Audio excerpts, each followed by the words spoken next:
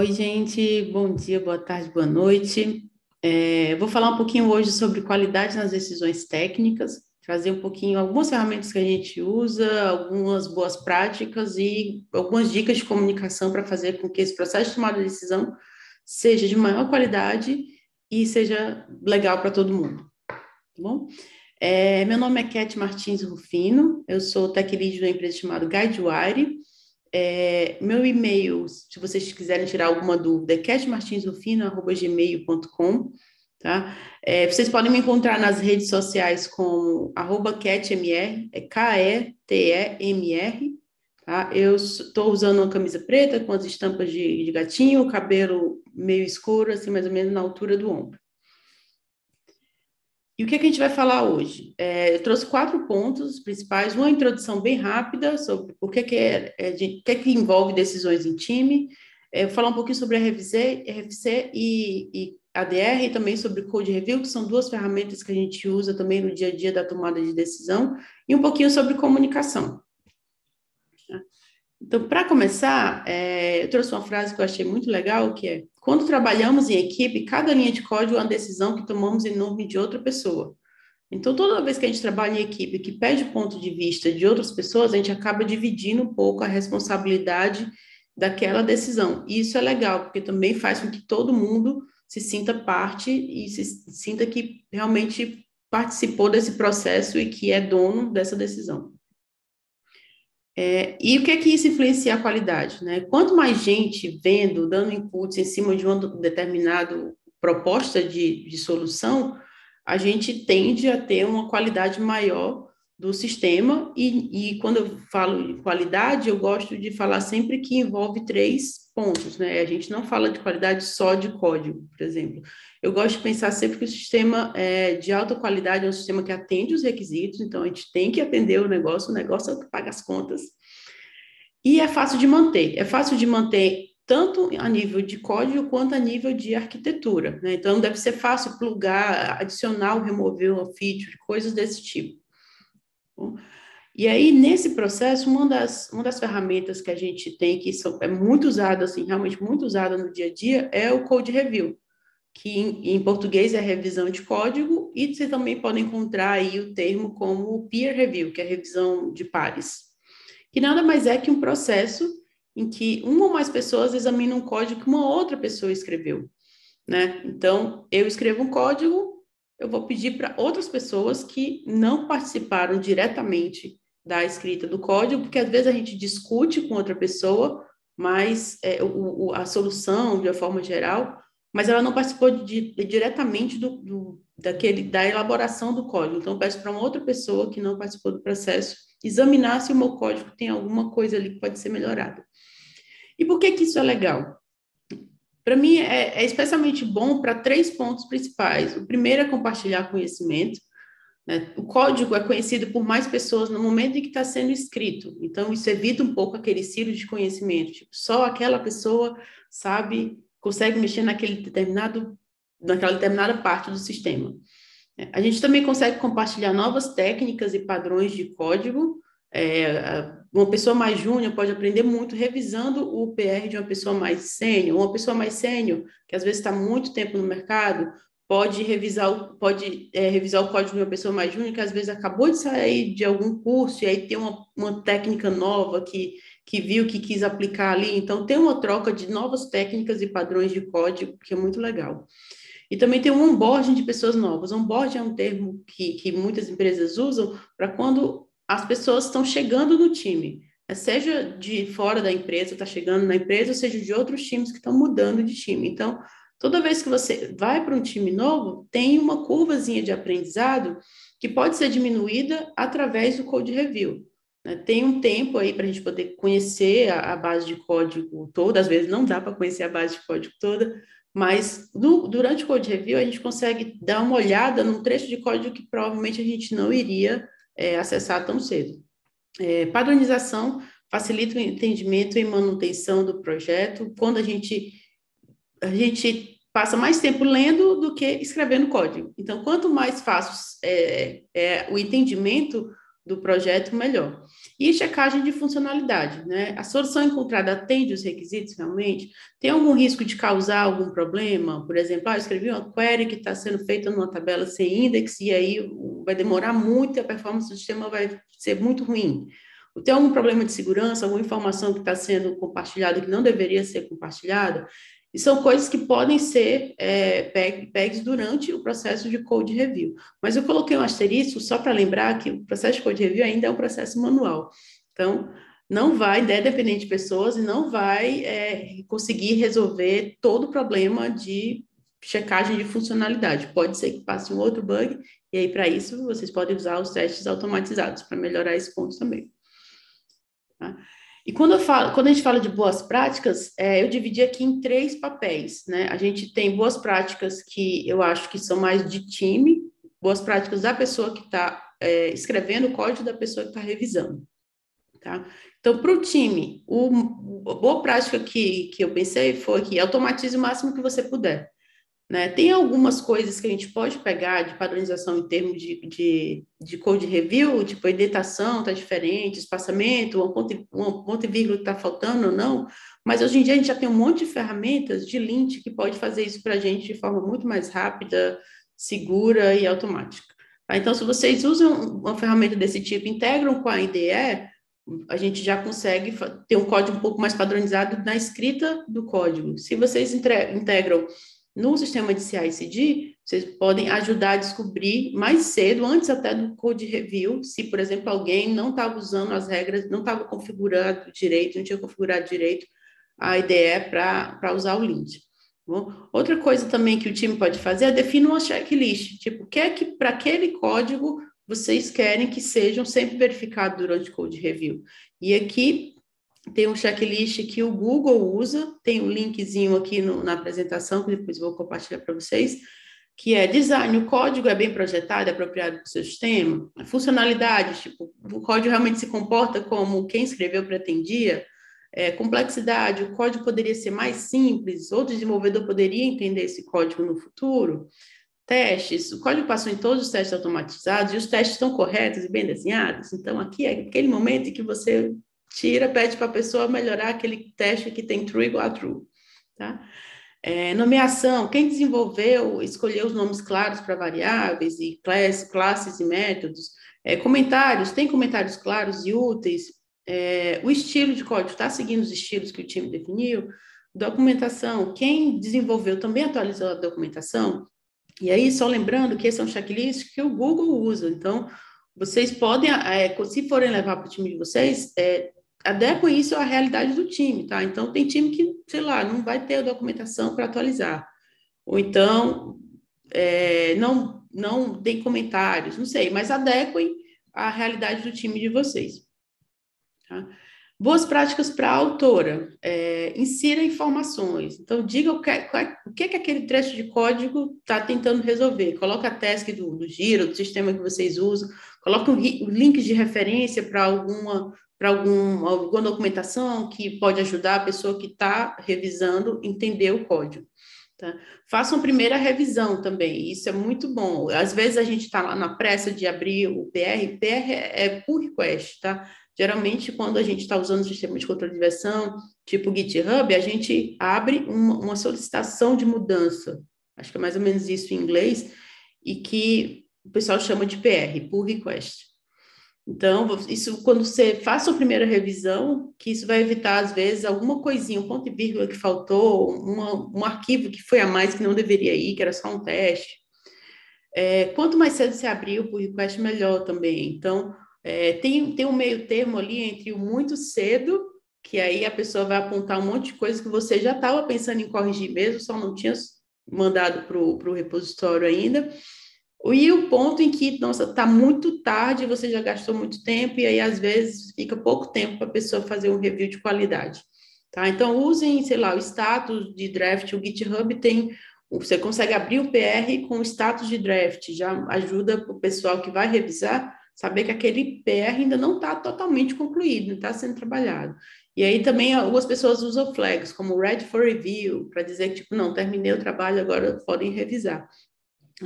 E tenta fazer mudanças pequenas, né? Ninguém consegue revisar de verdade, com atenção, 500 linhas de código. Inclusive, tem uma pesquisa da Cisco que publicou que review entre 200 e 400 linhas de código levam, em média, 60 a 90 minutos e descobre, em média, 70 a 90% dos defeitos. Ou seja, mais que isso, você não vai, mais que 400 linhas de código, provavelmente você não vai mais pegar tantos problemas quanto poderia se a pessoa tivesse com atenção mais voltada para aquilo. E aí tem um memezinho aqui que, em alguns momentos da vida, vocês viram ou vão ver, que é 10 linhas de código igual a 10 problemas. 500 linhas de código, a pessoa só comenta, parece bom, né? Que é muitas linhas de código, a pessoa não vai ler, é fato. Então, se você quer ter um code review, que a pessoa realmente dê feedbacks úteis, mande pedaços menores de mudança para a pessoa. Para a revisora, também tem algumas boas práticas. O uso do checklist, né? Muitas vezes a gente tem um checklist, mas fica tão trivial que às vezes a gente nem olha mais para ele. Então, dá uma olhadinha para ver se não tem nenhum ponto que você esqueceu de verificar.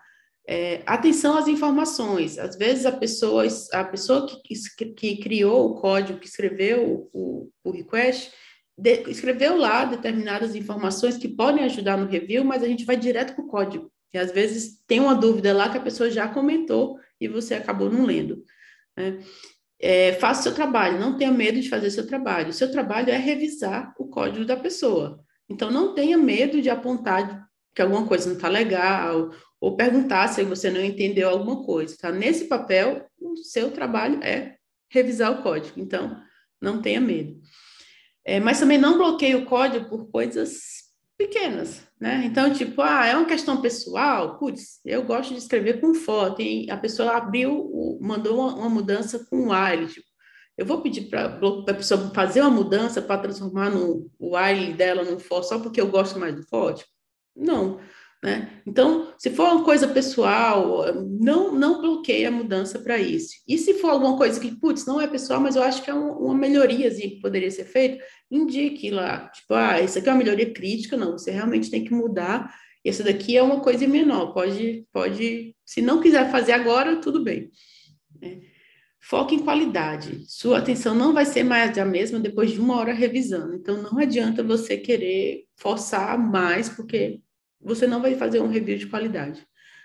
Esteja disponível. Pode ser que durante o review a autora precise tirar uma dúvida ou pedir mais explicações de alguma coisa que você sugeriu. Então, esteja disponível para essa pessoa. Tá? E priorize. Muitas vezes, o que eu vejo muito é a gente achar que o codar é muito mais importante e o pull request fica ali, no fim do dia, se eu tiver tempo, eu faço alguma revisão. Só que, se a gente for pensar, o pull request é aquele código que está mais perto de gerar valor para o negócio mesmo. Então, ele deveria estar mais prioritário do que até começar uma coisa nova. Tá bom? E aí, partindo mais para a parte de arquitetura, a gente tem 2 outras ferramentas, que é o RFC e o ADR. Né? O RFC é Request for Comments, que é tipo uma requisição para comentários ou uma solicitação de comentários. E o ADR é Architectural Decision Record, que é um registro de uma decisão arquitetural. Tá bom? E o que é o RFC? O RFC é uma prática criada no começo da web para facilitar tomadas de decisões relacionadas à internet e à infraestrutura. Então, no final, o que a gente tem é um documento escrito considerando os diversos pontos de vista de quem participou desse RFC. Tá? Para que ele serve? Ele ajuda a levantar possíveis problemas na solução proposta. Putz, pensei na solução e aí, de repente, eu mostrei lá para a pessoa de segurança, ela achou um monte de problema de segurança na minha solução. Se fosse só eu, não teria visto. Então, ajuda a elencar outras ideias de solução. Putz, eu pensei nessa daqui, mas aí veio a pessoa lá do outro time e sugeriu uma outra ideia que eu achei muito boa. Ajuda a trazer mais clareza sobre o que deve ser feito também, ajuda a informar as decisões para o resto da empresa. Então, quando você tem tudo escrito lá, fica mais fácil compartilhar o que é que já foi discutido, o que não foi. E ela é muito utilizada hoje em dia em projetos open source, mas também é utilizado muito no meio privado, né, no ambiente corporativo também. Aqui tem 3 links para alguns projetos de Rust, Ember e a comunidade de React, para vocês darem uma olhadinha depois. Tá? E quando é que a gente deve escrever? Esse é o ponto mais treta do RFC que eu já vi hoje em dia acontecer, tá? Então, quando é que a gente deve escrever o RFC? Porque é um processo um pouco mais longo do que só sentar e escrever o código, né?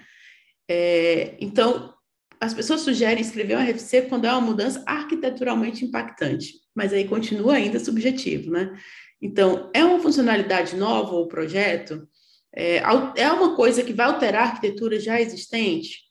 É a inclusão de uma nova ferramenta ou uma nova tecnologia ou processo, né? Por exemplo, todos os projetos da empresa são feitos em React e a proposta é usar Angular num novo projeto. Mas por quê? Sabe, o que esse projeto tem de importante que o React não vai resolver, já que se todos os outros projetos usam React, talvez já tenha um monte de ferramenta pronta, já tem um sistema de build automatizado já pronto para ser usado. Então, por que é uma mudança desse tipo o que uma mudança desse tipo vai trazer de bom, né? Não estou dizendo que React é melhor que Angular, tá, gente? Pode inverter aí também, se forem mais do Angular. Outra coisa, pode impactar outros times? Às vezes a gente está fazendo uma mudança que impacta 3 outros times, esses times só vão saber quando começar a abrir um monte de chamado lá no suporte, ou quando começar a subir um monte de casos de erro para eles, tá? Então, se for impactar outros times, é importante abrir um RFC.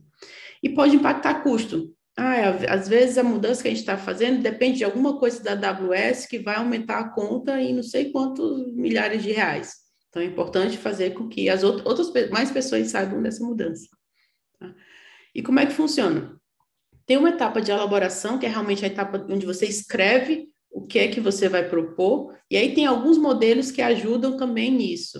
E aí, seguindo a mesma ideia do checklist, usar um template é bacana porque vai ajudar a guiar e fazer você lembrar de todos os pontos que você precisa colocar no papel para fazer com que as outras pessoas entendam a proposta. Tá? Tem uma fase aqui de divulgação, onde você vai escolher qual que vai ser a audiência que você vai querer pedir comentários. Tem uma fase de receber comentários, e essa provavelmente vai ser a fase que vai demorar um pouquinho mais, que é onde as pessoas realmente estão comentando, sugerindo, questionando alguma coisa, e você vai lá estar respondendo todo mundo. E tem um processo de tomada de decisão mesmo. Tá? E esse processo de tomada de decisão quando fecha o RFC, ninguém mais comenta nele. Pode ser um processo explícito, por exemplo, o RFC fecha quando essas pessoas aqui aprovarem, derem um joinha no documento. Ou pode ser um processo um pouco mais implícito, tipo, passou 3 dias e ninguém mais está comentando, então eu vou assumir que todo mundo concordou com a ideia. Tá? E tem algumas boas práticas também na escrita de RFC que eu acho que são interessantes. Para uma primeira versão, talvez apresentar a proposta para uma audiência um pouco menor pode reduzir o tempo da fase de comentários. Né? Então, você escreveu a primeira versão, apresenta, sei lá, só para o time, antes de apresentar para todo mundo da empresa, para todas as pessoas da engenharia da empresa, né? Então, isso pode acelerar um pouco a fase de comentários. Use um template. Né? Ter uma estrutura padrão do documento ajuda tanto na escrita, como você não esquecer de nada, nenhum ponto interessante, quanto também na revisão. Às vezes tem lá uma pessoa de uma área específica que quer ver só, sei lá, o ponto de segurança ou o ponto que envolve dados. Então, ela já vai saber que no RFC tem essa seção e ela consegue focar nisso. Defina um prazo. Né? Muitas vezes a fase de comentários pode demorar mais que esperado, e ainda mais se for o processo de tomada de decisão não explícito, talvez seja legal você definir um prazo. Olha, o RFC vai fechar dia tal. E até para ajudar a galera a entender que tipo, o que é que tem que priorizar ou não. Tá? E faça discussões assíncronas. Muitas vezes você está lá num documento e tem um comentário que está se estendendo demais. Talvez seja melhor levar para uma reunião, chamar todo mundo que tá com dúvida, que está com sugestões, decidir ali, conversar na reunião e levar para o RFC só a decisão final. Tá bom? E aí, saindo do RFC, a gente tem o ADR, que também está sendo muito utilizado por empresas hoje, que é um documento que registra importantes decisões arquiteturais. E também existem templates para ajudar na escrita. Inclusive, se vocês forem dar uma olhada, tem alguns templates que são bem parecidos com o RFC. Tá? E quando é que escreve? Né? Quando é que a gente deve escrever um RFC? Esse é um pouco mais simples, é para documentar decisões já tomadas. E eu encontrei esse fluxograma aqui no artigo do Spotify, que eu achei bem bacana também, que é, eu tenho um problema? Sim, se eu tenho um problema, existe uma solução que vai resolver ele de forma, né, uma solução abençoada, vai resolver ele de uma forma que não precisa de discussão? Se existe, se ela está documentada, se ela não está documentada, então escreva um ADR. Pronto, tipo, é uma solução, é a única solução que tem para resolver aquele problema, só documenta e segue a vida. Se não é, você tem a solução? Você tem alguma solução para propor para aquele problema? Se sim, é uma mudança grande? Se não for, se for uma mudança pequena, tipo, escreve um ADR e segue a vida. Se for uma mudança grande, escreve um RFC. E o que é uma mudança grande? Alguma mudança lá que vocês podem usar o checklist lá do RFC. Tipo, é uma mudança impactante na arquitetura, vai envolver outros times. Então, é importante você escrever um RFC, verificar se realmente é a melhor solução a ser tomada, e se o seu RFC trouxer uma solução, você escreve um ADR. Uma coisa que eu acho que funciona também é, muitas vezes, só não precisa reescrever um outro documento para isso. Tipo, às vezes, só transformar o RFC, fechar o RFC e formatar ele no formato de ADR já funciona. Ou então, talvez, se no RFC vocês discutiram várias soluções, então, dá uma resumida só na solução final e escreve um documento para isso. Tá bom? Então, boas práticas de ADR. Use um template, é exatamente as mesmas pontos positivos que a gente conversou no RFC já. Só que esse aqui tem um outro ponto, que é preocupe-se com a busca e descoberta, né? Então, é um documento que é um documento de decisão. Então, pessoas novas que estão chegando no time vão querer entender por que determinada decisão foi tomada, e aí é importante que esse documento seja fácil de buscar, né? Então, procure uma ferramenta que, quando você coloque lá na busca, a busca seja legal, use convenções para os nomes de arquivos, para fazer com que as pessoas consigam encontrar esse conteúdo. E aí tem um ponto de comunicação, né? Como não levar para o lado pessoal? A comunicação, quando a gente fala de decisões colaborativas, seja para code review, para RFC ou para ADR, o que é buscado é a mesma coisa, né? Tomar as melhores decisões de forma colaborativa. E quando a gente fala de colaboração, a gente está falando de pessoas. São as pessoas que tomam as decisões, são as pessoas que escrevem o código, são as pessoas que leem o código. Então, vamos assumir que todo mundo está lá fazendo o melhor que pode com as ferramentas que tem naquele momento.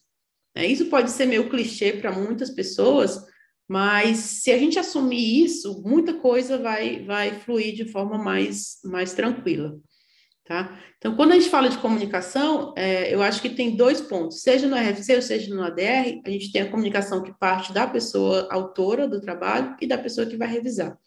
E aqui eu trouxe um memezinho que eu achei bem legal, que é medo de revisão de código por causa dos insultos ao meu código sagrado, né? Então você vê que tem as duas partes aí não tão legais. Tanto a pessoa está achando que o código dela é o sagrado, quanto ela já sabe que o time não vai receber muito bem. Então, para as autoras, você é diferente do seu código, tá? Então, isso é muito importante. Eu sei que é algo que, às vezes, é meio difícil da gente ter isso bem consolidado na mente, mas quando alguém critica o seu código, não está criticando você como pessoa, tá? Então, tenta desassociar, né? Outra coisa é que perfeição é um mito. Então, sempre tem espaço para melhoria em alguma coisa, tá? Sempre, em tudo, na vida. Aprendizado, cada sugestão, cada pergunta que alguém faz no seu RFC ou no Code Review é uma sugestão, é uma oportunidade de aprendizado, né? E quem está revisando tem menos contexto que você, então isso é bem legal ter em mente. Às vezes parece tudo muito claro na sua mente, mas para a pessoa que não passou por aquele processo de desenvolver a tarefa, de pensar na proposta do RFC, pode não ter alguma coisa que não está tão claro.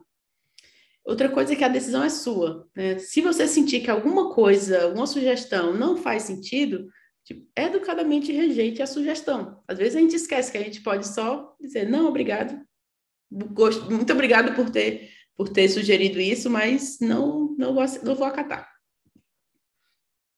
E para as revisoras, o checklist é um pouquinho maior, tá? Então, comece com se pôr no lugar da outra pessoa, né? Até porque você vai estar no lugar da outra pessoa em algum momento, você vai estar submetendo a uma mudança, você vai estar abrindo um PR, fazendo um RFC em algum momento da sua carreira. Então, você se coloca no lugar da outra pessoa. Tá? Dê feedbacks acionáveis. Dê uma sugestão de melhoria, um exemplo de código, um link para um conteúdo mais elaborado. Pergunte, tipo, o que você acha dessa opção? Talvez seja melhor por motivo X, Y, Z. Tá? Não diga só, tipo, nossa, está tudo ruim, nada presta. Ou comente um emoji com uma carinha vomitando, tipo, corte isso daqui. Então, diga por que que você está sugerindo aquela mudança. Use o que você acha. Né? Lembre que quem escreveu a proposta tem mais contexto é quem decide no final. Então, você pode sugerir uma coisa, mas no final, tipo, o que que você acha, autora? Outra coisa, pergunte, não assuma nada. Escrever é uma habilidade que a gente sempre pode refinar. E tem muitas empresas que você tem que escrever em outro idioma, né? Tem que escrever em inglês. E aí pode ser mais difícil ainda para colocar no papel o que você estava pensando. Né? Então, pergunte, não entendi bem essa sessão, pode me explicar como funciona? Que outras opções você considerou para essa parte? Por que você usou esse método de ordenação e não o KPTO, que também poderia resolver o problema? O que acontece na situação A, B ou C? Né? E, por último, cuidado com os vieses. Né? Avalie a mudança sem julgar quem escreveu. A gente sabe que todo mundo tem aí os vieses inconscientes. Tipo, a pessoa vem do Nordeste. A pessoa é LGBTQIA+. A pessoa é uma mulher. Né? Então, tentem evitar, tipo, tirar esses vieses da cabeça e avaliar só a proposta, só o código, só o RFC. E aqui algumas dicas que eu acho que servem para os dois papéis, né? Que assuma as melhores intenções, aquela coisa. Eu sei que tem algumas empresas que o clima é um pouquinho diferente, mas vamos tentar pensar que todo mundo está colaborando para obter os melhores resultados. Então, não tem uma concorrência ali, tá? E refine sua escrita. Às vezes é difícil colocar no papel que está claro na nossa cabeça. E colocar em texto, às vezes é mais difícil ainda, porque não tem tom de voz, não tem humor, sabe? Às vezes você fala com vozinha de ursinhos carinhosos e a pessoa acha, e a pessoa lê como se tivesse, tipo, fosse o dragão do Game of Thrones. E tem uma dica de curso também, que é um curso grátis do Google de Technical Writing. É em inglês, eu acho que não tem em português, mas que pode ajudar também a desenvolver mais essa parte da escrita. Tá? É isso, gente. Muito obrigada. Perguntas, feedbacks, podem mandar para o meu e-mail, catmartinsofina@gmail.com, ou pelas redes sociais, Twitter, LinkedIn, tá? @catmr. Tchau, tchau. Até mais.